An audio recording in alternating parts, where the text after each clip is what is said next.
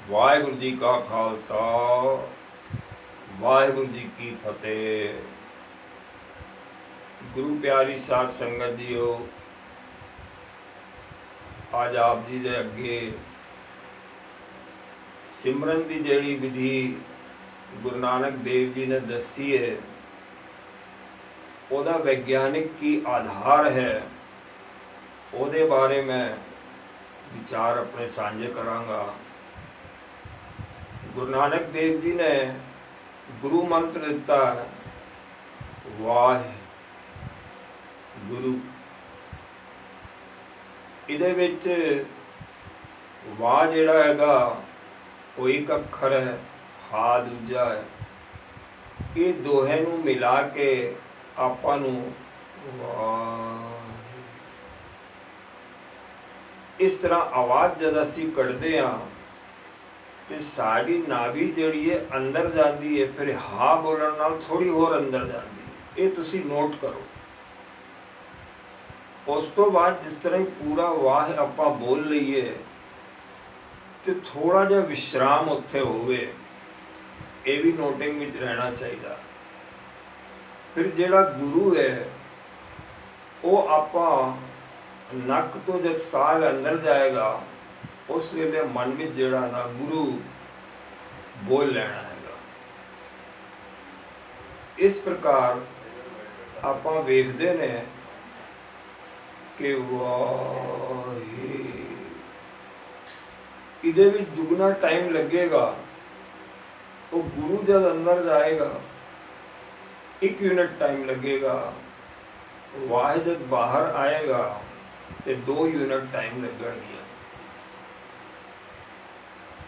ਇਹ ਜਿਹੜਾ ਅਤੀ ਹੀ ਸਾਇੰਟਿਫਿਕ ਤਰੀਕਾ ਹੈ, ਵਿਗਿਆਨਿਕਾਂ ਨੇ ਖੋਜ ਕਰਕੇ ਇਹ ਦੱਸਿਆ ਕਿ ਯਦि ਆਪਾਂ ਸਾਹ ਬਾਹਰਲੇ ਪਾਸੇ ਛੱਡ ਰਹੇ ਹਾਂ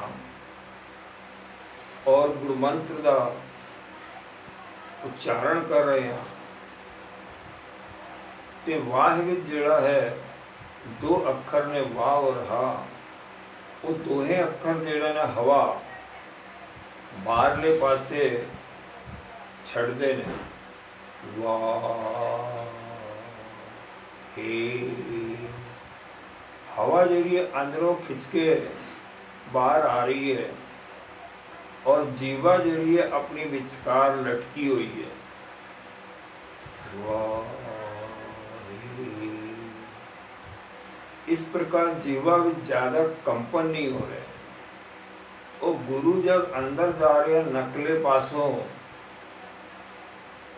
ਤੇ ਚੁੱਪਚਾਪ ਜਿਹੜਾ ਹੈ ਹਾਫ ਟਾਈਮ ਲੱਗ ਰਿਹਾ ਉਹਦੇ ਵਿੱਚ, ਮਤਲਬ ਉਹਦੇ ਵਿੱਚ ਇਹਦੀ 2 ਸੈਕਿੰਡ ਲੈਣ ਵਿੱਚ ਰੱਖ ਰਹੇ ਨੇ, 1 ਸੈਕਿੰਡ ਜਿਹੜਾ ਹੈ ਉਹ ਹਵਾ ਅੰਦਰ ਜਾਣ ਦੇ ਲੱਗ ਰਿਹਾ। ਇਹ ਜਿਹੜਾ 2:1 ਐਕਸੇਲਿੰਗ ਇਸ ਟੂ ਇਨਹੇਲਿੰਗ ਦਾ ਟਾਈਮ ਹੈ, ਇਸ ਨੂੰ ਯਦि ਮੇਨਟੇਨ ਕੀਤਾ ਜਾਵੇ ਸਿਮਰਨ ਦੇ ਵੇਲੇ ਧਿਆਨ ਰੱਖ ਕੇ, ਉਹ ਧਿਆਨ ਜਿਸ ਤਰ੍ਹਾਂ ਨਾਭੀ ਤੇ ਲਗਾਇਆ ਜਾਏਗਾ ਤੇ ਨਾਭ ਕਮਲ ਜਿਹੜਾ ਹੈ ਉਹ ਵਿਕਸਿਤ ਹੋਣ ਲੱਗੇਗਾ। ਅੱਜ ਕੱਲ੍ਹ ਜਿਹੜੀ ਹੈ ਵਿਗਿਆਨਿਕਾਂ ਦੀ ਖੋਜ ਇਹ ਦੱਸਦੀ ਹੈ ਕਿ ਵੇਗਲ ਟੋਨ ਜਿਹੜੀ ਕਿ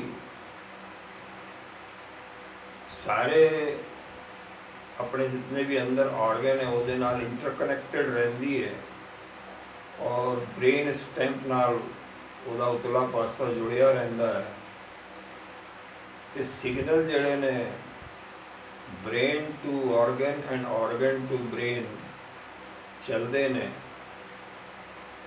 ਨਿਊਰੋਨ ਜਿਹੜੇ ਹੈ ਟ੍ਰਾਂਸਮਿਟਰ, ਉਹ ਟ੍ਰਾਂਸਮਿਟ ਕਰਦੇ ਰਹਿੰਦੇ ਨੇ ਸਿਗਨਲ ਔਰ ਇੱਥੋਂ ਲੈਫਟ ਵਾਲੇ ਪਾਸੋਂ ਜੀਭ ਤੇ ਵੀ ਆਉਂਦੇ ਨੇ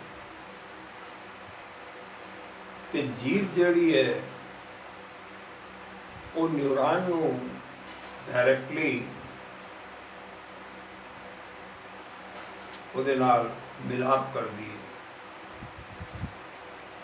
ਹਾਈਪੋਥੈਲਮਸ और पिट्यूटरी ग्लैंड ਜਿਹੜੇ कि आपस ਵਿੱਚ ਅੰਦਰ ਹੀ ਮਿਡ ਬ੍ਰੇਨ ਦੇ ਜੁੜੇ ਹੋਏ ਨੇ, ਉਹਨਾਂ ਦੇ ਉੱਤੇ ਜੀਵਾ ਨਾਲ ਇਨਫਲੂਐਂਸ ਜਾਂਦਾ ਹੈ ਔਰ ਬ੍ਰੇਨ ਦੇ ਥਰੂ ਜੀਵਾ ਦੇ ਅੰਦਰ ਆਉਂਦਾ ਹੈ ਲੈਫਟ ਸਾਈਡ ਤੋਂ। ਔਰ ਲੈਫਟ ਸਾਈਡ ਹੀ ਜਿਹੜਾ ਹੈਗਾ ਆਪਣਾ ਬ੍ਰੇਨ ਜਿਹੜਾ ਹੈ ਉਹ ਇਹ ਸਭ ਕੌਨਸ਼ੀਅਸਨੈਸ ਦੇ ਖੇਡ ਖੇਡਦਾ ਹੈ। ਰਾਈਟ ਸਾਈਡ ਜਿਹੜਾ ਬ੍ਰੇਨ ਹੈ ਉਹ ਸਬ ਕੌਨਸ਼ੀਅਸ ਬ੍ਰੇਨ ਦਾ ਉਹਦੇ ਵਿੱਚ ਜ਼ਿਆਦਾ ਹੈਗਾ ਪੋਰਸ਼ਨ। ਲੈਫਟ ਵਾਲਾ ਜਿਹੜਾ ਹੈ ਉਹ ਇਸ ਨੂੰ ਸਿਮਰਨ ਨੂੰ ਜਲਦੀ ਅਟਰੈਕਟ ਕਰਦਾ ਹੈ ਔਰ ਸਿਮਰਨ ਚਲਾਉਂਦਾ ਰਹਿੰਦਾ ਹੈ।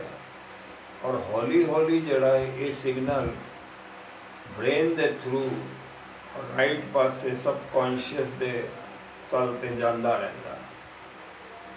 ਜਿਸ ਤਰ੍ਹਾਂ ਜ਼ਿਆਦਾ ਆਪਾਂ ਵਿਧੀ ਪੂਰਵਕ ਕਰਾਂਗੇ ਉਸ ਤਰ੍ਹਾਂ ਸਬ ਕੌਨਸ਼ੀਅਸ ਮਾਈਂਡ ਜਿਹੜਾ ਹੈਗਾ ਉਹ ਖੁੱਲ੍ਹਣਾ ਸ਼ੁਰੂ ਹੋ ਜਾਏਗਾ ਔਰ ਉਹਦੇ ਵਿੱਚ ਜਿਹੜਾ ਹੈ ਰੀਵਾਇਰਿੰਗ ਜਾਂ ਰੀਸੈਟਿੰਗ ਨਿਊਰॉन्स ਦੀ ਸਟਾਰਟ ਹੋ ਜਾਏਗੀ।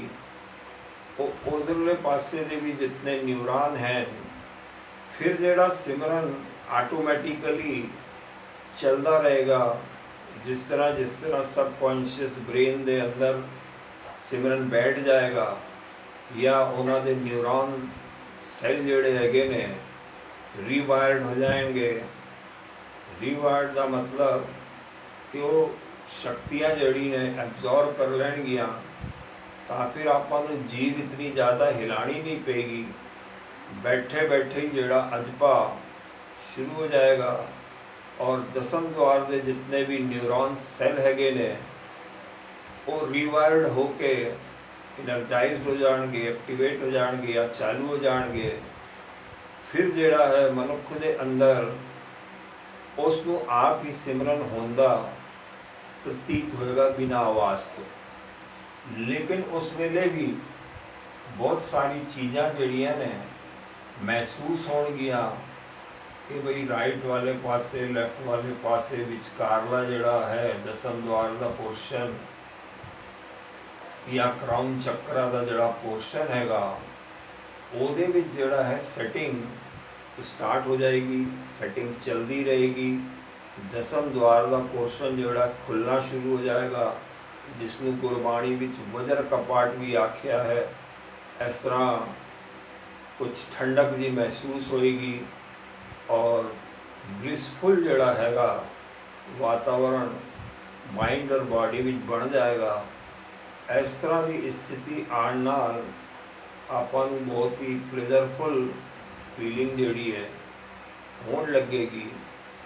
ਇਸ ਕਰਕੇ ਗੁਰੂ ਸਾਹਿਬ ਨੇ ਜਿਹੜੀ ਵਿਧੀ ਦੱਸੀ ਹੈਗੀ ਵਾਹਿਗੁਰੂ ਸਿਮਰਨ ਦੀ ਉਹ ਬਹੁਤ ਹੀ ਸਾਇੰਟੀਫਿਕ ਹੈਗੀ। ਅੱਜ ਕੱਲ੍ਹ ਦੇ ਜ਼ਮਾਨੇ ਵਿੱਚ ਪਤਾ ਲੱਗਿਆ ਹੈ ਕਿ ਆਪਾਂ ਇਹਦੀ ਵੇਵਲ ਟੋਨ ਸੈਟਅਪ ਕਰਨੀ ਹੈ ਅਤੇ ਜਿਹੜਾ ਵਾਹ ਹੈ ਉਹ ਇਸ ਤਰ੍ਹਾਂ ਬੋਲਣਾ ਕਿ ਉਹ 2 ਗੁਣਾ ਜ਼ਿਆਦਾ ਟਾਈਮ ਲੱਗੇ ਬਾਹਰ ਨਿਕਲਣ ਵਿੱਚ ਹਵਾ ਨੂੰ।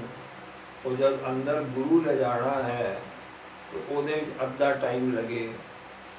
ਇਸ ਪ੍ਰਕਾਰ ਇਸ ਵਿਧੀ ਨੂੰ ਇਸ ਪ੍ਰਪੋਰਸ਼ਨ ਨੂੰ ਮੇਨਟੇਨ ਕਰਨ ਨਾਲ ਔਰ ਪੂਰਾ ਜਿਹੜਾ ਹੈ ਬਹੁਤ ਸਲੋ ਬੋਲਣਾ ਹੈ ਔਰ ਪੌਜ਼ ਜ਼ਰੂਰ ਲੈਣਾ। ਜਦ ਸਾਹ ਅੰਦਰ ਪੂਰਾ ਚਲਾ ਜਾਵੇ ਪੌਜ਼ ਰੱਖਣਾ ਹੈ, ਥੋੜੀ ਦੇਰ ਰੁਕਣਾ ਹੈ।